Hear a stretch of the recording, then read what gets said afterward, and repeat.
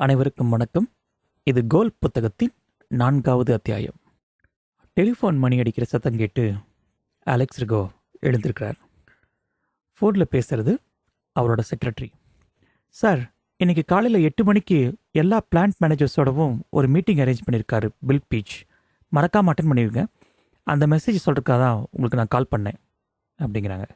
Alex ரிகோவுக்கு தலையும் புரியல, வாழும் புரியல. எனது 8 மணிக்கு மீட்டிங்க அப்படின்னு கேட்குறாரு. அதுக்கு அவங்க செக்ரட்டரி, ஆமாம் சார், 8 மணிக்கு தான் மீட்டிங்கு.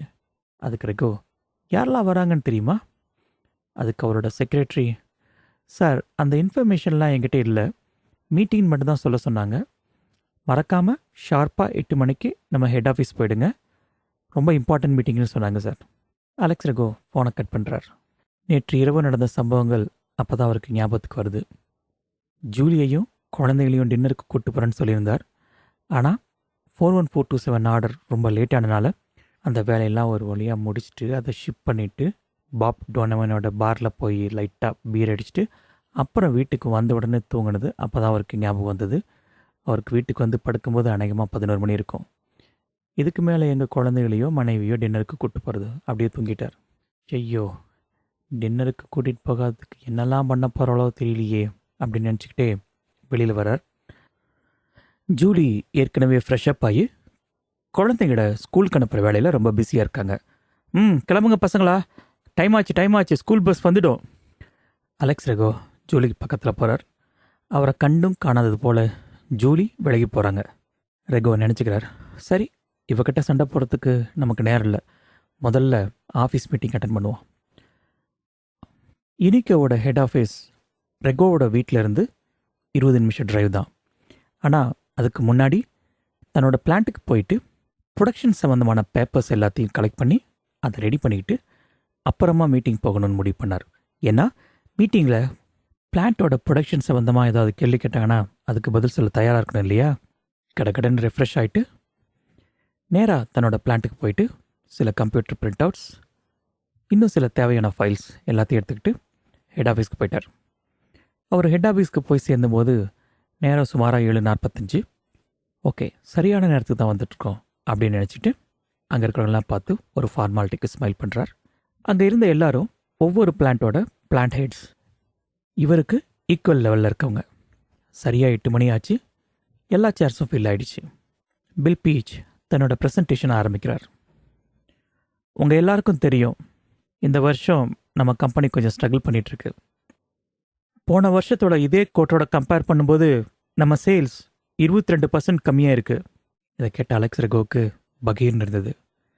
ஏன்னா நெகட்டிவ் 22%ங்கிறது is not a small number. தொடர்ந்து பேசின பில், ஏதோ ஒரு சில பிளான்ட்டுகள் பண்ணுற தப்புக்காக நம்ம எல்லாரும் ஸ்ட்ரகிள் பண்ண முடியாது. அந்த தப்பு செய்கிற பிளான்ட்டுகள் தன்னை சீக்கிரம் இம்ப்ரூவ் பண்ண ட்ரை பண்ணிக்கணும்.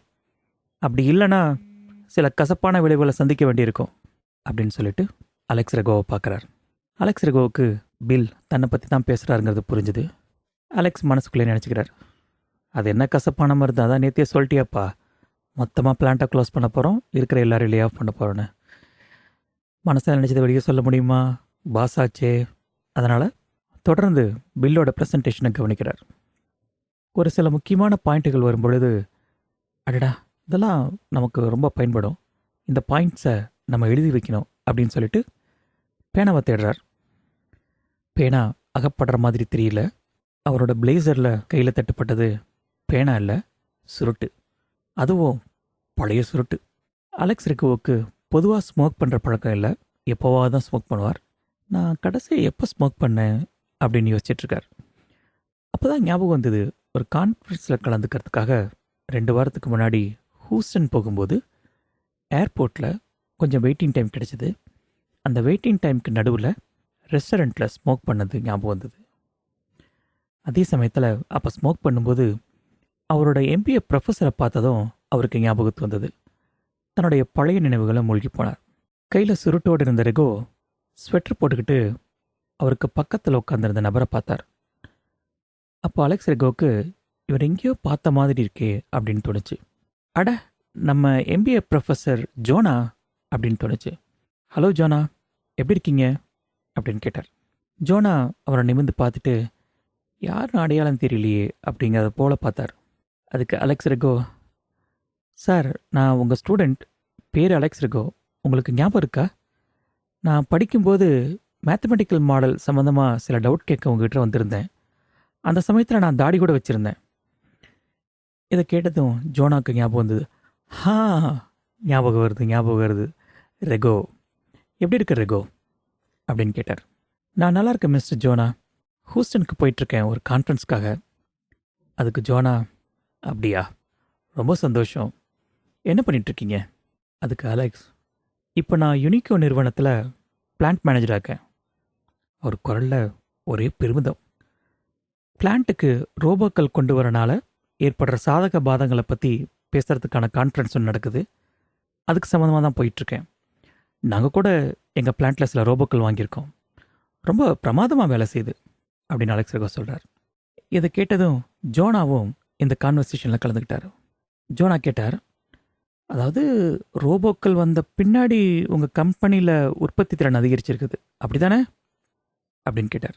ரெகோவுக்கு ஜோனா ஒரு மேத்தமெட்டிக்ஸ் ப்ரொஃபஸர்னு தெரியும், ஃபிசிக்ஸ்லேயும் அவருக்கு இன்ட்ரெஸ்ட் இருக்குது. ஆனால் பிஸ்னஸை பற்றி பெருசாக என்ன தெரிஞ்சிட போகுது அப்படின்னு யோசிச்சுட்டே, சரி ரோபோக்களை பற்றி ரொம்ப சிம்பிளாக எக்ஸ்பிளைன் பண்ணுவோம் அப்படின்னு முடிவு பண்ணார்.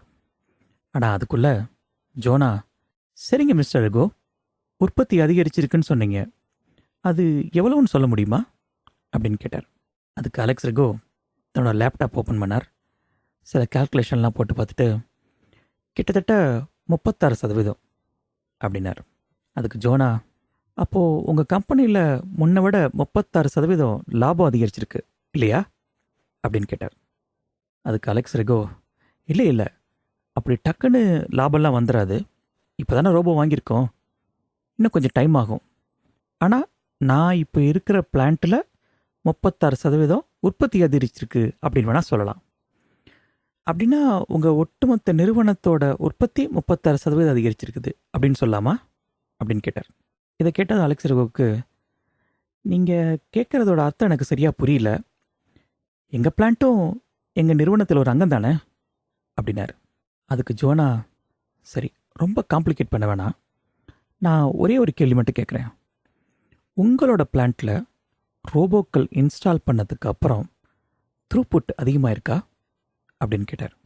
ரெகோவுக்கு த்ரூபுட்னு சொன்னது டக்குன்னு புரியலை. அதை புரிஞ்சுக்கிட்ட ஜோனா, சரி இப்படி வச்சுக்கோங்களேன், முன்ன இருந்ததை விட குறைஞ்சபட்சம் ஒரு ஆர்டராவது உங்கள் நிறுவனம் அதிகமாக விற்றுருக்கா அப்படின்னு கேட்டார். ரெகோவுக்கு ஒரு பக்கம் ஆச்சரியம், என்னடா இவர் மேத்ஸ் அண்ட் ஃபிசிக்ஸ் ப்ரொஃபஸர்னு பார்த்தா த்ரூபுட் சேல்ஸ்னு நிறைய விஷயம் தெரிஞ்சிருக்கே, குட் அப்படின்னு நினச்சிட்டார். அவர் கேட்ட கேள்விக்கு பதில் சொல்கிற விதமாக, இல்லை மிஸ்டர் ரெகோ, எனக்கு விற்பனை சம்பந்தமான விவரங்கள் எதுவும் தெரியாது, அதை நான் செக் பண்ணிட்டு தான் சொல்லணும்.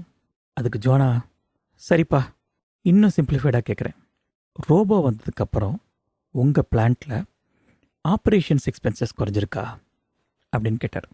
இங்கே ஒரு சின்ன குறிப்பு, ஆப்ரேஷன்ஸ் அப்படின்றது ஒரு ஆர்கனைசேஷனில் டே டு டே ஆக்டிவிட்டிக்காக பண்ணுற செலவு. அதாவது மின்சாரம், எரிபொருள், ஸ்பேர் பார்ட்ஸ், மெஷினோட மெயின்டெனன்ஸ் காஸ்ட், இந்த மாதிரி நிறைய இதுக்குள்ளே வரும். ஈவன் எம்ப்ளாயீஸோட சேலரி கூட இதில் தான் வரும். இதை கேட்டதும் அலெக்ஸ் ரெகோவுக்கு இன்னும் கொஞ்சம் ஆச்சரியமாயிடுச்சு. என்னடா முதல்ல த்ரூபுட்னாரு, இப்போது ஆப்ரேஷன் காஸ்ட்டுங்கிறாரு அப்படின்னு யோசிக்க ஆரம்பித்தார். தொடர்ந்து பேசின ஜோனா, சரிப்பா இதுக்காவது பதில் சொல்லுங்கள், ரோபோக்கள் வந்ததுக்கு அப்புறம் உங்கள் தொழிலாளர்களில் எத்தனை பேர் வேலையை விட்டு நீக்கியிருக்கீங்க, நீக்கிறது மூலமாக உங்களுக்கு சம்பளம் மிச்சமாயிருக்கும், அப்படி மிச்சம் பண்ணப்பட்ட சம்பளத்தொகை எவ்வளவு அப்படின்னு கேட்டார். இப்படி அடுக்கடுக்காக ரொம்ப நுணுக்கமான வார்த்தைகளை பயன்படுத்தி கேள்வி கேட்டதும் ரெகோவுக்கு கொஞ்சம் எரிச்சல் ப்ளஸ் கோபம் ப்ளஸ் ஆச்சரியம் எல்லாமே கலந்து வந்தது. தொழிலாளர்கள் பற்றி ஜோனா கேட்ட கேள்விக்கு அலெக்ஸ் ரெகோ என்ன பதில் சொன்னார்னு தெரியுமா? அடுத்த அத்தியாயத்தில்